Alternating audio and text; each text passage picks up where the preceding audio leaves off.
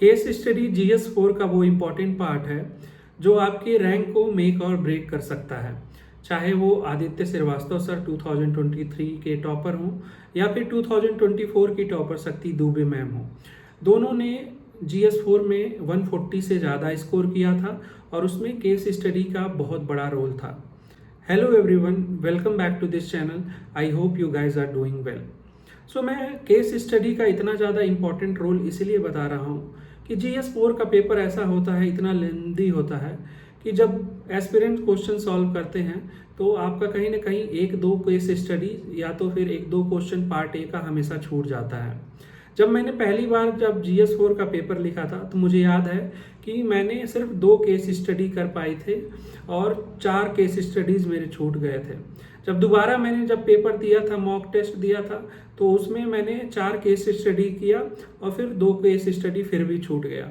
तो आइए देखते हैं कि जो टॉपर्स हैं उनकी कॉपी से वो कैसे लिखते हैं कि वो ना कि पूरा केस स्टडी भी सॉल्व करते हैं और जो आंसर लिखते हैं वो भी एथिकल प्रॉपरली होता है और जिससे उनको नंबर इतना अच्छा मिलता है। तो चलिए वीडियो को स्टार्ट करते हैं बिना किसी देरी। जो पहला केस स्टडीज है, you are an employ of an MNC, your finances are in precarious condition and your mother admitted in hospital and 2 school going children. तो यहाँ पे किसी भी अगर केस स्टडी में इतना सारा आपके बारे में दिखाया है तो मतलब ये बताया है कि आपकी कंडीशन पहले से ही ख़राब है and maybe you can use this condition to take advantage of it.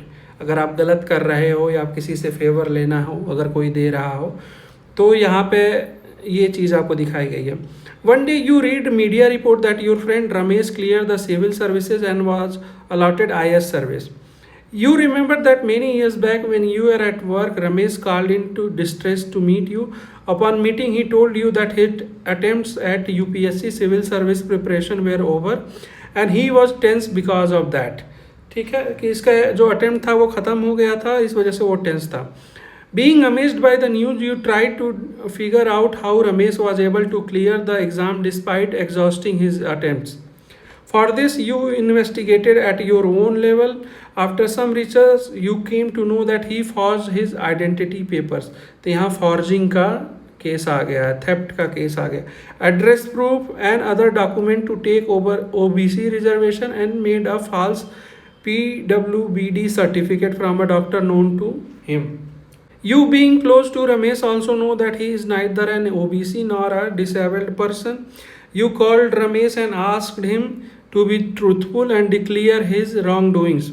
On this, Ramesh offered you a well-furnished flat in one of the reputed colonies of Pune, along with the hospital bills of your mother being covered, if you do not disclose the case to anyone. तो यहाँ पे आपको वो लालच दे रहा है कि भाई ये मत करना, तुम डिस्क्लोज मत करो, इसके बदले मैं तुम्हें फ्लैट दूंगा, तुम्हारी माँ का जो इलाज है उसको भी कराऊंगा। Discuss the ethical issues involve in this case, evaluate the option available to you in the above situation and which of the above is most appropriate for you and why. अब देखिए कोई भी केस स्टडी होती है ना, ये जो option वाला क्वेश्चन होता है कि ऑप्शन अवेलेबल है कि नहीं है, इसमें तो पहला तो ऑप्शन यही हो जाता है किसने ऑफ़र किया है, तो ये ऑफ़र किया तो मैं ले लूँगा या तो फिर इसको नहीं लूँगा। 2 ऑप्शन आपका यहीं से ईजिली बन जाता है। तो अगर कुछ ना समझ में आए कि हाँ इसमें और क्या ऑप्शन होगा, तो पहला और दूसरा ऑप्शन तो ये हो ही जाएगा कि मैं तो ये जो भी ऑफ़र किया है इसको ले लूँगा, और ले लूँगा तो इसका बेनिफिट होगा कि मुझे पुणे में घर अच्छा मिल जाएगा, माँ का बिल हो जाएगा। फिर इसके अलावा जो निगेटिव पार्ट हो जाएगा कि मेरे तरफ से ये इंटीग्रिटी मैंने अपना लॉस किया, और फिर ऐसे करके आप इसके निगेटिव पॉइंट दे दोगे। एंड जो थर्ड है कि आप कौन सा एक्शन लोगे और क्यों लोगे। तो इसके जो अलावा आपका एक और बताओगे ना ऑप्शन, उसको आप ऐसा बताओ कि मतलब जो थोड़ा सा उसमें कुछ आप यूनिक तरीका बता सको, तो वो चीज़ हो जाती है। अब आइए देखते हैं कैसे मैम ने सॉल्व किया। This case study present the issue of cheating and forgery by Ramesh, who has manipulated his detail like caste certificate and disability certificate in order to get leverage in one of the most prestigious exam in the country. अब यहाँ ma'am ने summary base इसको start किया है कि जो summary है case studies का उसी को प्रॉपरली यहाँ पे इन्होंने बता दिया है कि ये चीज़ है, फैक्ट ऑफ द केस, जो फैक्ट है वो फैक्ट ऑफ द केस इन्होंने उससे स्टार्ट किया है। अब यहाँ पे देखिए बहुत सारे लोग बोलेंगे कि यहाँ पे 3 ही क्वेश्चन है, मैं डायरेक्ट पहला क्वेश्चन है कि एथिकल इश्यूज पूछा है, तो क्या है, यहाँ पे मैम ने इससे स्टार्ट किया है। अब इसको इन्होंने इसलिए किया है क्योंकि 4 पेज का आपको आंसर देना होता है। अगर आप एक भी पेज छोड़ते हो तो इससे लगेगा कि एग्जामिनर को इसको आता नहीं था, जल्दी जल्दी आंसर लिख दिया। तो मोस्ट ऑफ द लोगों का यही होता है कोशिश कि जो चारों पेज हैं वो भरे होने चाहिए। तो इसीलिए अगर यहाँ पे 3 ही क्वेश्चन पूछा है, अगर यहाँ पे 5 क्वेश्चन पूछता तो पाँचों क्वेश्चन में हमें इतना जगह मिलता कि हमारा चारों पेज भर जाता। तो इस केस जब 5 क्वेश्चन कभी भी पूछेगा तो उसमें कुछ भी हम फालतू नहीं लिखेंगे, जो क्वेश्चन है उसी का आंसर देंगे। तो सेम चीज़ यही यहाँ पे 3 क्वेश्चन पूछा है तो पेज थोड़ा सा वो बच जाएगा। इस चक्कर में यहाँ पे मैम ने फैक्ट से स्टार्ट किया है। इसके अलावा अगर कभी कभी होता है कि आपको 2 ही क्वेश्चन पूछ देता है तो उस केस में हम आपका फैक्ट भी आप दे सकते हो, साथ में स्टेक होल्डर्स भी दे सकते हो। अब जैसे इस केस में स्टेक होल्डर्स नहीं पूछा है कि इस केस में कौन कौन स्टेक होल्डर है, तो आप चाहो तो उससे भी स्टार्ट कर सकते हो, stakeholder present in this case, तो वो भी आप स्टार्ट कर सकते हो। तो ये एक तरीका होता है केस स्टडी सॉल्व करने का। तो यहाँ पे मैम ने ये किया। उसके बाद आप देखिए क्वेश्चन स्टार्ट हो रहा है एथिकल इश्यूज इन्वॉल्व। अब क्या क्या एथिकल इश्यूज हैं? पहला तो लैक ऑफ इंटीग्रिटी रमेश के पार्ट पे, देन डेंटोलॉजिकल थ्योरी, क्योंकि यहाँ पे मीन्स और एंड्स, तो यहाँ पे करप्ट मीन्स का यूज किया गया है रमेश का।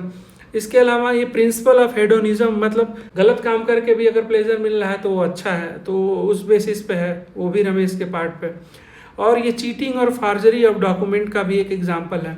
ये against the cardinal virtue of Plato, तो यहाँ पे जो कार्डिनल वर्चू ऑफ प्लेटो है उसके भी अगेंस्ट में है। May lead to inclusion and exclusion error, तो ये भी चीज़ है कि क्योंकि डॉक्यूमेंट की फार्जरी हो रही है तो जो प्रॉपरली हैं, जो जिनको होना चाहिए वो नहीं आ रहे हैं, जिनको नहीं होना चाहिए वो हो रहे हैं। तो disregard for hard working and honest student, ये भी बात है। एंड ये यूपीएससी की क्रेडिबिलिटी पे भी सवाल उठाता है कि भाई कैसे तुमने, जैसे पूजा खेड़कर केस हुआ था अभी 1 साल पहले, तो वो वाला भी आप यहाँ पे एज एग्जाम्पल साइड में लिख सकते हो। मोरल मायोपिया, इसके अलावा मेरे पार्ट पे जो है मोरल मायोपिया है, ये है। तो ये टोटल 9 पॉइंट्स मैम ने दिया है एथिकल इशू इन्वॉल्व। तो इससे एक लर्निंग होती है कि हमें जो भी आपका एथिकल इशू लिखना है वो प्रॉपर होना चाहिए, तो इसके लिए हमें थ्योरी आनी चाहिए। दूसरा option available to me in such condition, I will not confront Ramesh for his wrong doing and accept the financial help and flat that he is offering to me. तो वही मैंने कहा कि पहला ऑप्शन तो यही हो जाता है कि जो भी कुछ ऑफर कर रहा है ले लो भाई, इसमें मेरा फ़ायदा होगा, बिल हो जाएगा माँ का, कॉलोनी में घर मिल जाएगा, बच्चे अच्छे स्कूल में होंगे। अब इसके अलावा इसका जो निगेटिव पॉइंट है, देखिए यहाँ पे मोरल म्यूटनेस, यहाँ पे एथिकल थ्योरीज का मैम ने बहुत अच्छा उपयोग किया है। Moral muteness on my part, कि मुझे गलत देखते हुए भी मैं चुप रहा, और इसके अलावा मैं भी उसमें इक्वली रिस्पॉन्सिबल हो जाऊँगा। इसके अलावा उसको अभी गलत किया है वो उसको और इनकरेज होगा कि आगे और करप्शन करें, ठीक है। इसके अलावा जो सेकेंड ऑप्शन है, I will threaten him with the consequence and request to disclose the information to UPSC pro bono. Even if he doesn't agree, I will do my part and not take any favors from him, but will not report to him other. तो इसमें ये होगा कि मैं उसको धमकी दे दूंगा कि भाई तुम अपने पान से खुद चले जाओ, अगर नहीं जाता है तो मैं उसमें नहीं जाके खुद से नहीं करूँगा, मतलब मैं उसे बस समझा दूंगा लेकिन मैं खुद से जाके उसका एक्सपोज नहीं करूँगा। तो इसका पॉजिटिव होगा कि भाई मेरा जो कॉग्निटिव डिसोनेंस था, कॉग्निटिव डिसोनेंस ये होता है कि मतलब कुछ चीज़ पता रहते हुए भी अगर आप उसके अगेंस्ट में करते हो तो वो चीज़ ख़त्म हो जाएगी।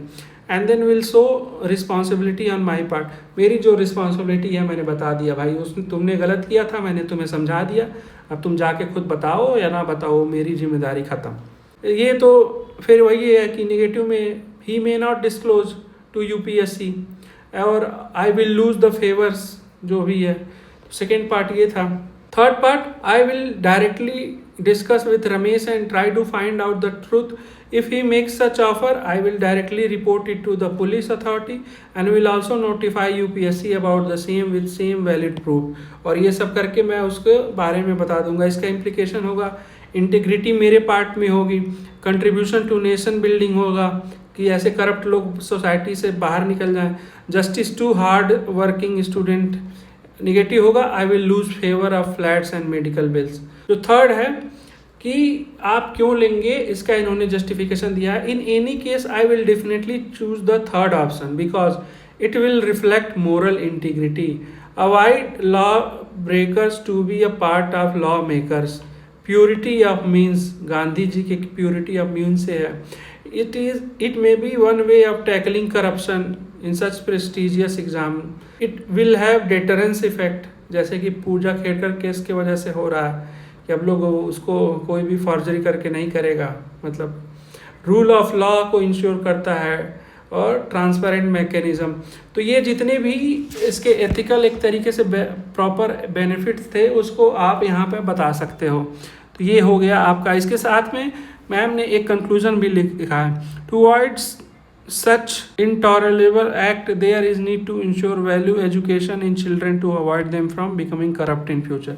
तो एक प्रॉपर एक कंक्लूजन भी लिख दिया है, तो इससे ये बहुत बेहतरीन आपका सॉल्यूशन हो जाता है इस केस स्टडी का। जो दूसरा केस स्टडी है कि यहाँ पे passionate about social services, you recently joined a charity as a supply chain manager, the charity is undertaking the distribution of cervical cancer vaccine, it has also started media campaign and enroll celebrities for raising awareness about the disease. The government also promoted the vaccine in a national campaign. You felt proud for joining the national cause. One day Ravi from the research department of ABC Corp, the company which produces vaccine, comes to you and tells you that there are many irregularities in human trials of the vaccines. There is inclusion of poor and vulnerable tribal people in the trials and in many cases there is a lack of consent। तो इसमें क्या है कि जो vaccine बनाने वाली company है वो जो ह्यूमन ट्रायल कर रही है उसमें बहुत सारी इरेगुलरिटीज़ है, तो उसका जो रिसर्च डिपार्टमेंट का एक बंदा है वो आपको आके बताता है कि ऐसी ऐसी चीज़ें हैं। And who are choosing to turn blind eye to whole issue as they paid handsomely by ABC Crops। तो इसके अलावा वो ये बताया था जो मीडिया हाउसेज हैं, सेलिब्रिटीज़ हैं, इन सबको पता है लेकिन उनको इतना पैसा मिल रहा है इसलिए कोई मुंह नहीं खोल रहा है। You raise the matter to the head of charity, he asked you to be silent and as the charity is being funded by prestigious NGO which has a global appeal and also hold stake in ABC Corp। तो जो आपने जब इसको पता चला तो आपने अपने चैरिटी के मैनेजर को, हेड को बताया, तो उसने बोला कि भाई चुप रहो नहीं तो चीज़ें अच्छी नहीं होगी। Beside losing your job, any negative news can hamper national campaign also। He also said if you remain silent then you will be transferred to a prestigious position in ABC Corp।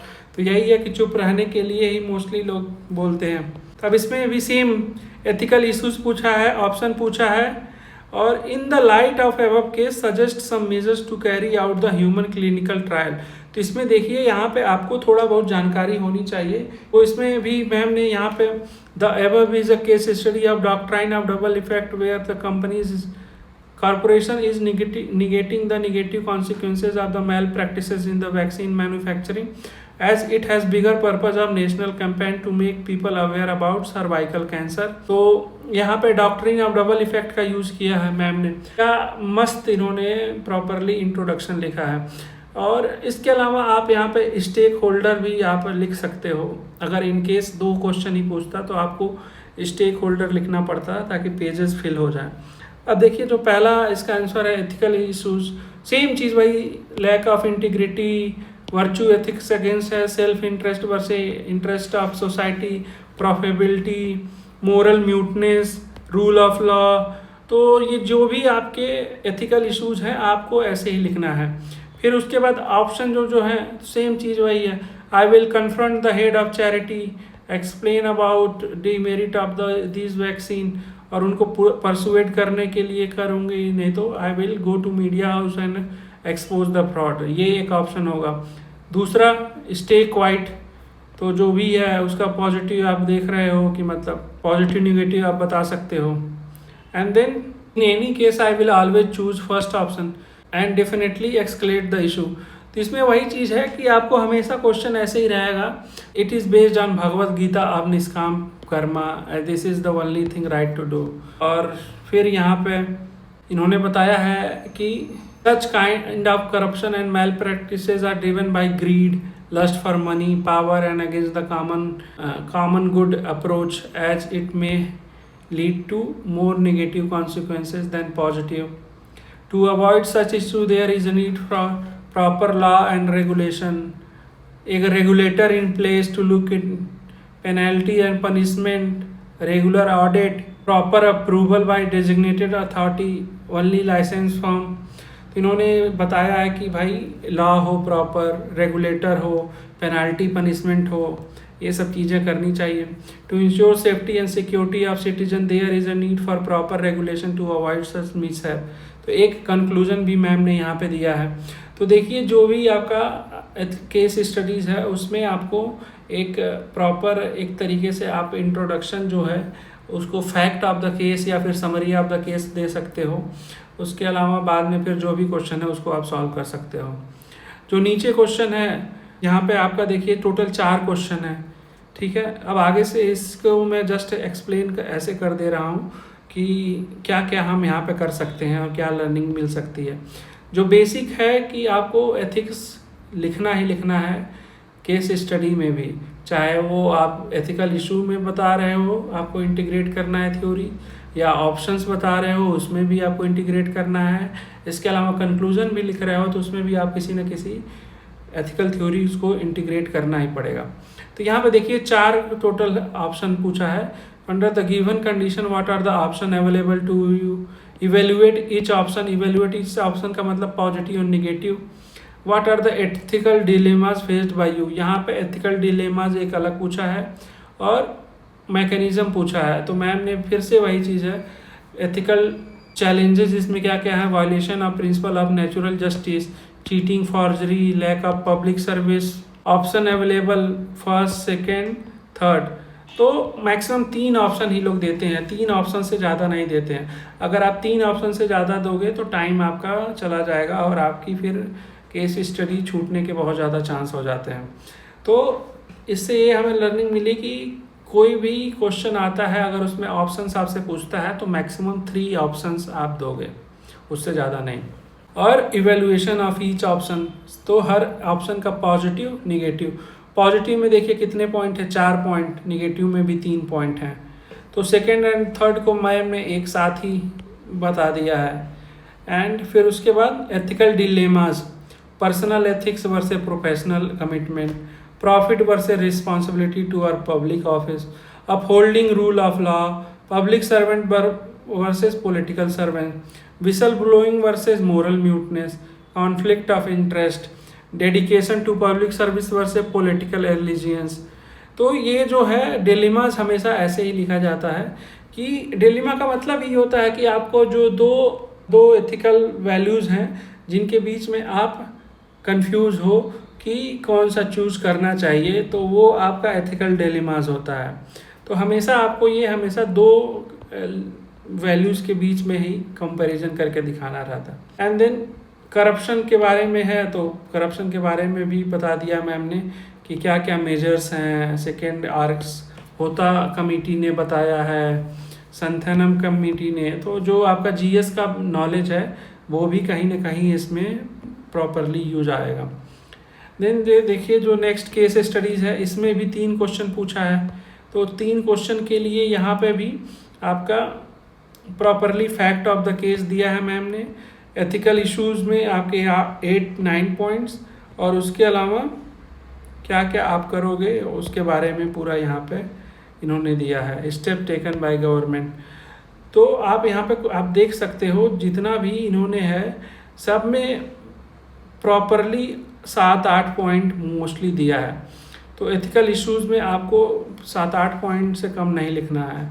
और जो options हैं और option available पूछा है उसमें at least आपको 3 point लिखना है कि ऑप्शन 1, ऑप्शन 2, ऑप्शन 3 और तीनों के पॉजिटिव नेगेटिव अगर पूछा है तो. देन नेक्स्ट क्वेश्चन, इसमें भी 3 क्वेश्चन पूछा है. इसको भी यहाँ पे इन्होंने फैक्ट ऑफ द केस, यहाँ पे देखिए शायद स्टेक होल्डर, यहाँ पे भी स्टेक होल्डर नहीं पूछा है लेकिन स्टेक होल्डर आप लिख सकते हो जैसा कि मैंने पहले भी बताया. और फिर एथिकल डिलेमास पूछा है तो एथिकल डिलेमास इन्होंने 6 लिख दिया है. तो आप देख रहे हो यहाँ पे लास्ट में आते आते इतना टाइम नहीं रहता है कि सब अच्छे से प्रॉपरली एक्सप्लेन करके लिखा जाए. आप लास्ट के 2 क्वेश्चन देखो, मैम ने जल्दी जल्दी बस किसी तरीके से, लेकिन जो भी लिखा है प्रॉपरली एथिकली लिखा है। यहाँ पे देखो लास्ट में पेज पूरा कंप्लीट नहीं है। This will ensure sustainability. जो लास्ट क्वेश्चन है वो उसमें भी देखो 3 पॉइंट है, तो उसमें भी fact of the case ma'am ने दिया ही दिया है। फिर एथिकल जो डिलेमाज हैं वो भी, एथिकल इश्यूज हैं वो भी total 7-8 point. Then in such case there are 2 option available. यहाँ पे मैम ने सिर्फ 2 ही ऑप्शन दिया है। आगे के क्वेश्चन में 3 ऑप्शन दिया था, यहाँ पे सिर्फ 2 ही ऑप्शन दिया है। उसका पॉजिटिव, नेगेटिव, पॉजिटिव। और देखो इसके आगे इन्होंने पूरा जो मेजर्स था, what are the measures taken by government, ये पार्ट तो छूट ही गया है मैम का भी। यहाँ पे यही बोल रहा हूँ, इसीलिए ये बहुत ज़्यादा इम्पॉर्टेंट हो जाता है। यहाँ पे छूट गया होगा लेकिन पेपर में मैम ने पूरा कंप्लीट किया होगा। इसको देख के आप ये देख सकते हो कि जो टॉपर्स हैं उनको भी पूरा पेपर कंप्लीट करने में कितनी दिक्कत हो रही है। तो आपको प्रैक्टिस बहुत करनी पड़ेगी केस स्टडीज़ की, और कहीं ना कहीं आप जितना प्रैक्टिस करोगे और उतना ही आपको पता चलेगा कि कैसे आप थोड़ा टाइम अपना बचा सकते हो, क्या चीज़ कम करके अपना टाइम बचा सकते हो, जिससे जो केस स्टडीज़ हैं उसको पूरा आप करो। तो इस वीडियो में इतना ही। अगर आपको वीडियो अच्छी लगी हो तो लाइक करिए, शेयर करिए और चैनल को सब्सक्राइब करिए। मिलता हूँ आपसे अगले वीडियो में। टेक केयर, जय हिंद।